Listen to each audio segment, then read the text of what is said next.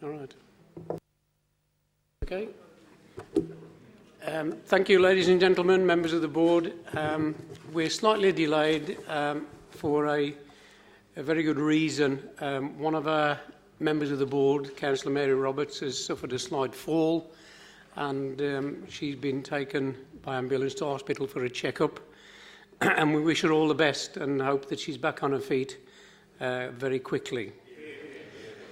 Now come on to the last session of this Overview and Scrutiny Management Board, and that's for any other councillors who've not given evidence to give evidence if they wish. Are there any other councillors who wish to give evidence?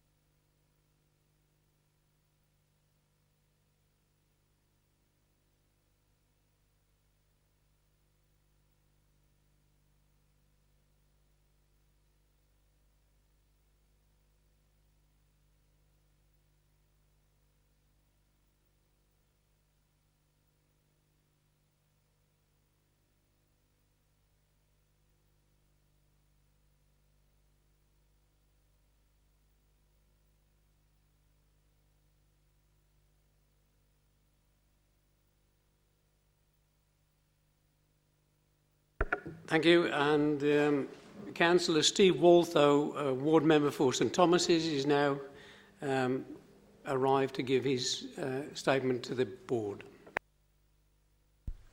Thank you very much indeed, Chairman. And I don't know what you're doing in my chair, but there we go. Enough of the frivolity. Just practicing. Thank you. That's the right answer. Thank you. Can I just say, Mr Chairman and members of the committee, to thank you. I understand you've had 2 days of very intense deliberations, and I want to make it absolutely clear to everyone in this chamber tonight that I am not here in my capacity as Mayor. That role is strictly non-political, non-decision making, a civic role, and it's a great privilege. And I'm very proud to be the borough's first citizen, because I see so many wonderful organisations and projects, and I meet some inspirational individuals of all faiths, genders and abilities. And Dudley's a great place to live with a proud history. But tonight, Mr Chairman, I'm here as a borough councillor, considering the wider interests across Dudley Borough, and as a proudly elected ward councillor for St Thomas's ward, which, as you well know, is one of the most deprived wards in the borough. And in my 18th year as a councillor, it causes me personal sadness and anxiety that we still have not solved what should strictly have been, from the beginning, a planning issue many years ago. But that's turned into a dreadful, divisive vehicle along the way that we're all too aware has been hijacked by predominantly external extremist organisations at great cost to us all as taxpayers of this borough. And I think people often forget that there is a very high legal cost to everything that's gone on. Since I do appreciate the remit of this committee, so I'll move on. And my own strong personal values of fairness, tolerance, justice and equality I see every day as I get round our great borough. So this community tragedy that has festered for so long in our peaceful borough has to be the responsibility, I think, of us all, both the council, the DMA and the public, to try and solve. And to me, we all have to share responsibility for the failure to date to achieve that aim.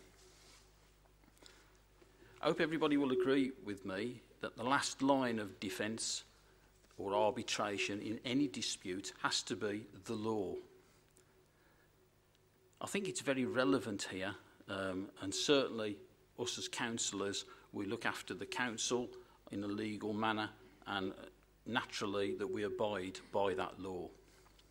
The Hall Street saga, as I know you're all aware, you're probably fed up of listening to this now, has been around since 2001, when council agreed a land swap to facilitate the Dudley Southern bypass. So the land was legally transferred to the DMA. And I recall committee papers stating from that time that there was a strong likelihood of a future mosque application on there. I think the first major failure was the DMA's approach, and I said this many years ago in the public inquiry when I spoke then as well. Went in with far too ambitious a project, and I think got the expected backlash, as I said then. It wasn't presented properly.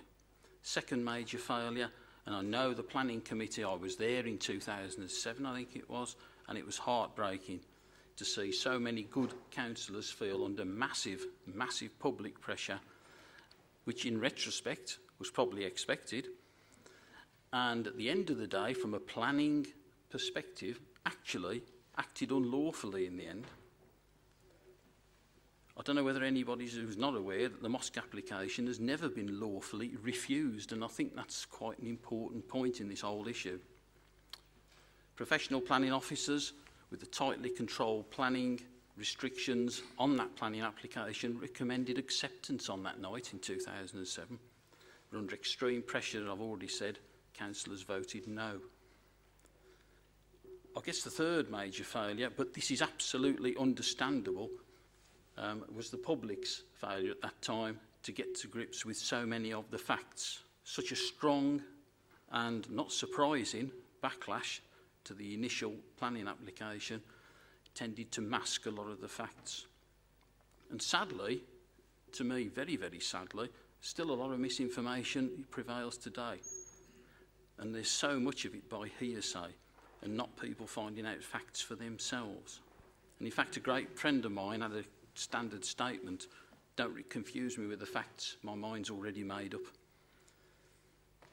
But publicly tonight, for those mainly on Facebook, or sometimes I call it Faceless Book, I'm afraid, who've personally accused me of wanting a mosque because I must have been getting backhanders of some sort, I'll say this: no one who knows me recognises a word, I would hope, of such drivel. I've never said I want a mosque on that site, but will never blatantly oppose the law and the people's right to say that it's permissible at the end of the day. As for backhanders, I'll treat that with the contempt it deserves. I've always done face-to-face. Come and talk to me. I sat through painful independent inquiry when the DMA, as is their right, appealed the council's decision, and the council, to be fair and quite honestly, was wrapped on the knuckles by the planning inspector, which was the start of a huge legal expense process as well for the council and the DMA.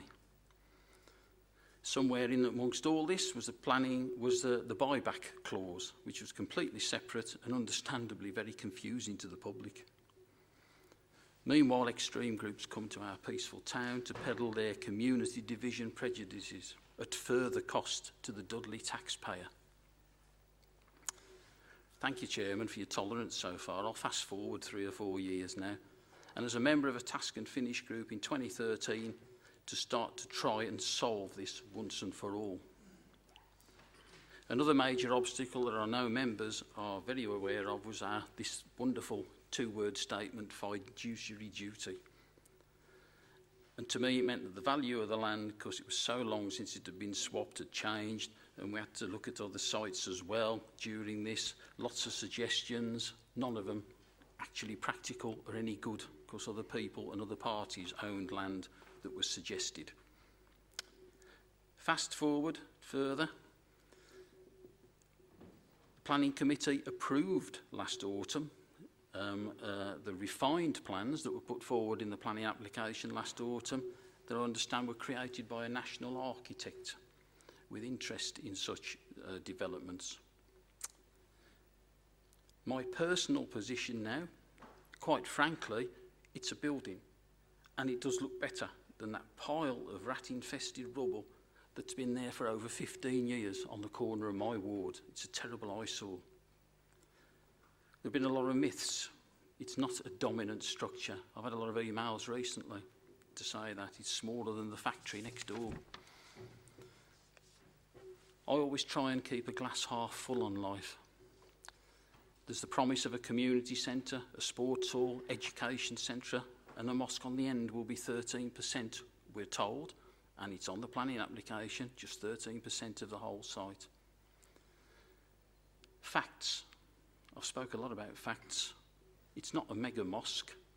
It's not another mosque. I'm fed up with, I can't count how many times I've had to talk to people about that. It's a replacement, and if you ask them, many people, I have to say where the original one is, they don't know. Community involvement on board, there will be. We're going to ensure that if this does go through in the end, and we've been assured that there will be community people and councillors on the board of such a community facility. Looking positively, this could be a whole community asset in a ward that has heartbreakingly just lost this jewel in the crown.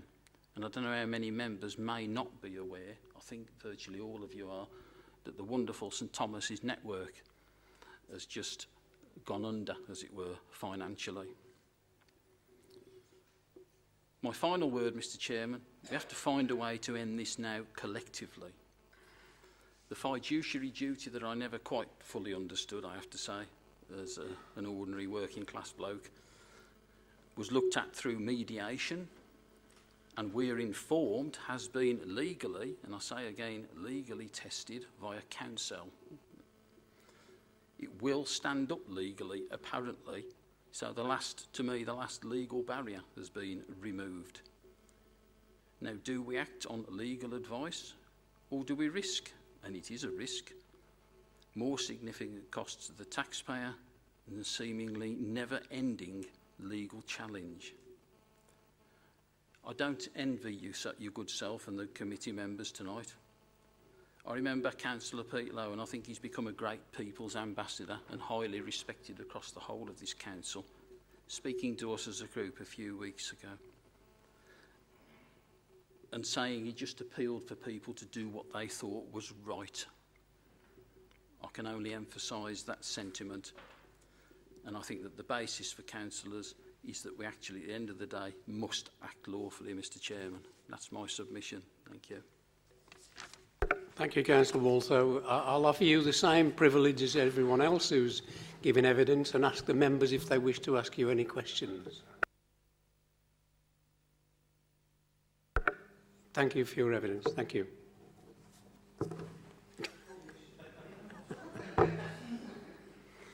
Is Phil outside?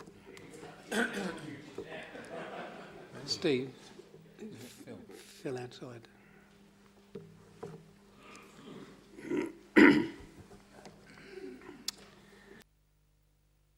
Members of the board, I've recalled Phil Coyne from the Directorate because there's one question which has cropped up in conversation which I'd like to ask him, so he's been recalled as a witness.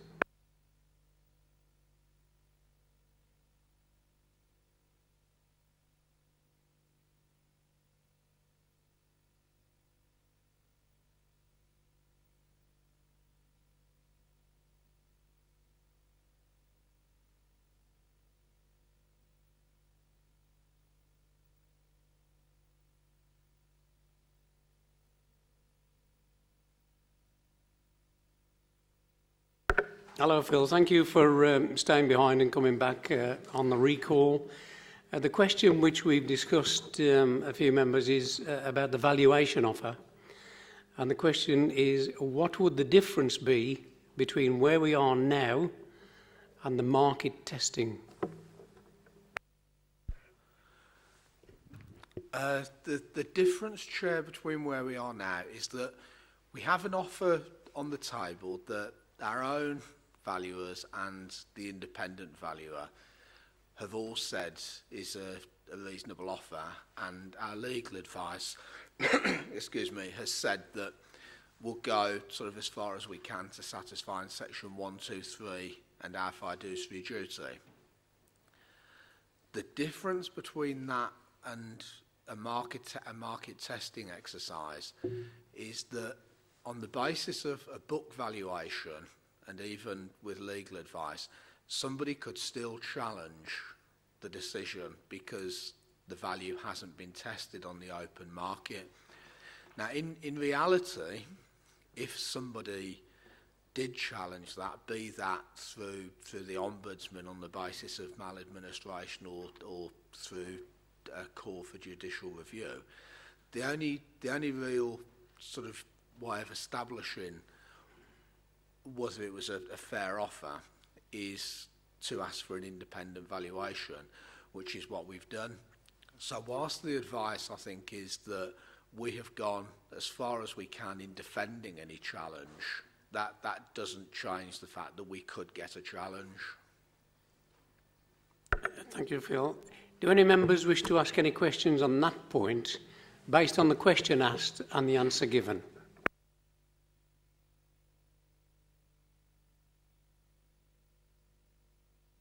As you recalled, you're open to questions and answers on anything. Who's next then? Councillor Hale. Thanks, Chair. Hi, Phil. Just one question. In terms of the task and finish group that's been ongoing for the past few months, is there any other land anywhere within the borough that would be suitable at all, that may be earmarked or looked into, where the DMA could look at a mosque somewhere else within Dudley? We did invite the DMA, I think both the sort of previous office holders and the current office holders, that if there were sites that they wished to bring forward to us to evaluate, that we would evaluate those.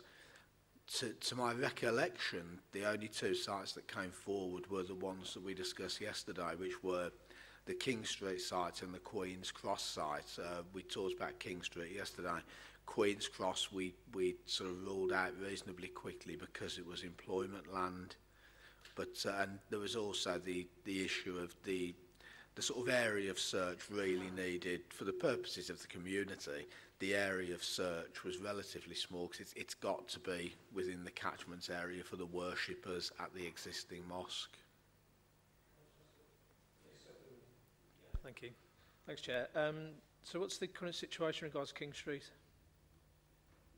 As I understand it, King Street is still vacant.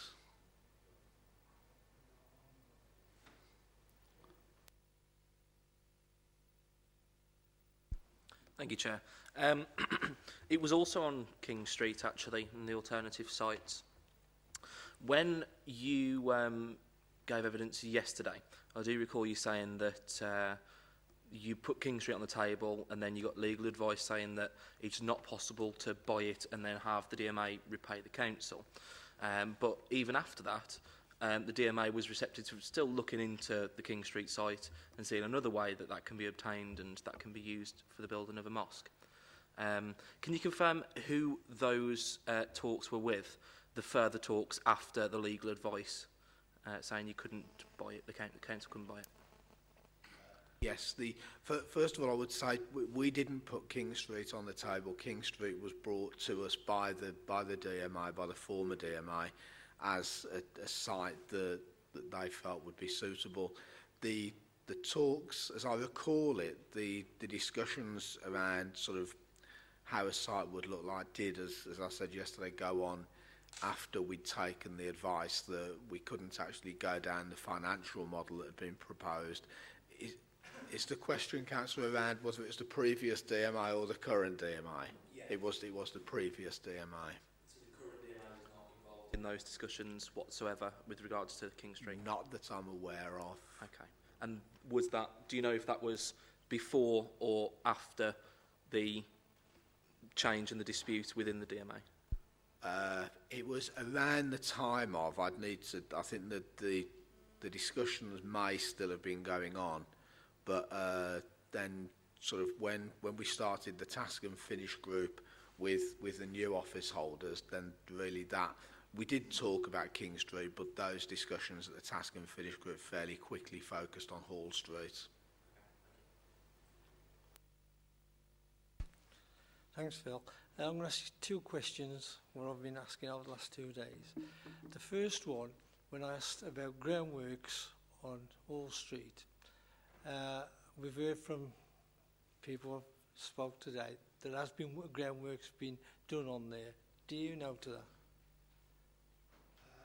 I know that from a council perspective, we have done desktop works. We've had our geotechnic engineers undertake desktop works, and it was on the basis of those desktop works that we arrived at the figure of a £200,000 reduction.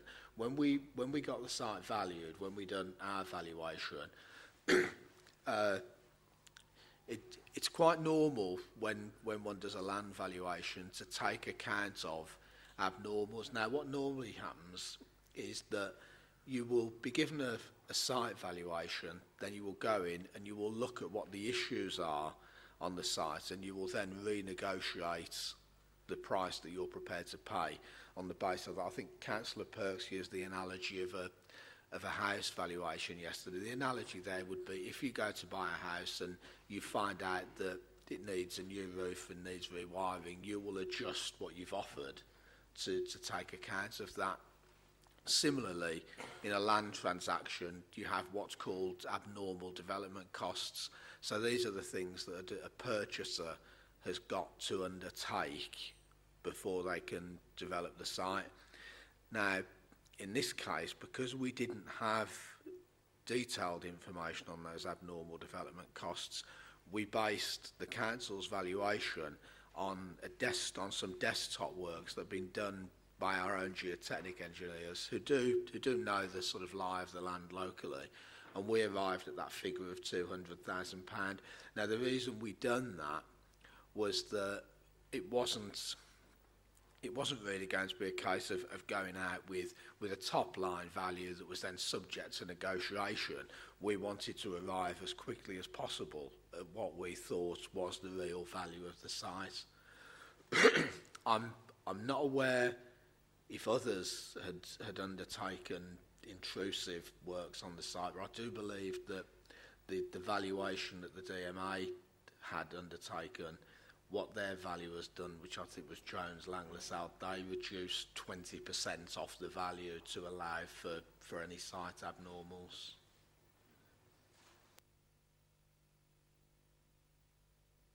From 2005 to 2008, the DMA had that much paperwork and correspondence from the planning. It withheld up any work being done on the site. Do you know to that? To be fair, Councillor Finch, I only joined the authority after that, so there will have been correspondence with the planning service, but I really wouldn't be able to answer them. Do you think they developed up the build by sending so much correspondence out? Once consent was in place, then it shouldn't, but I would need to go back and check that one.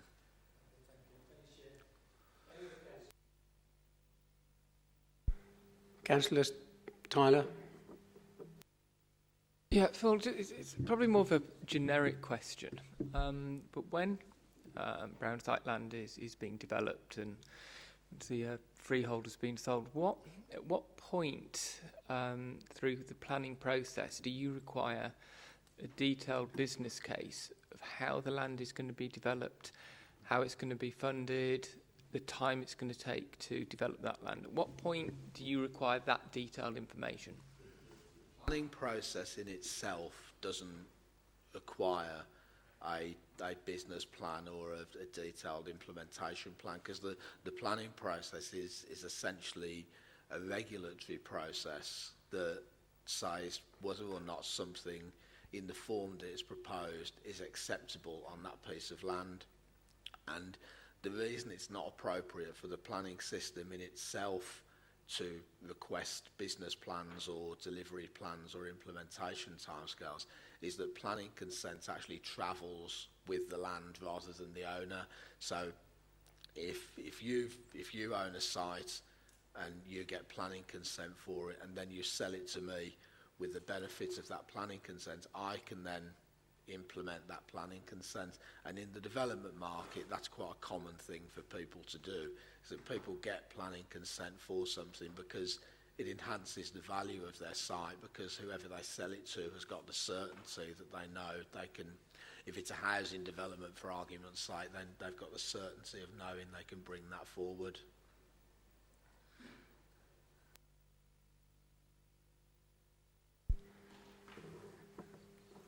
Thank you very much, Phil, for coming back. Thank you.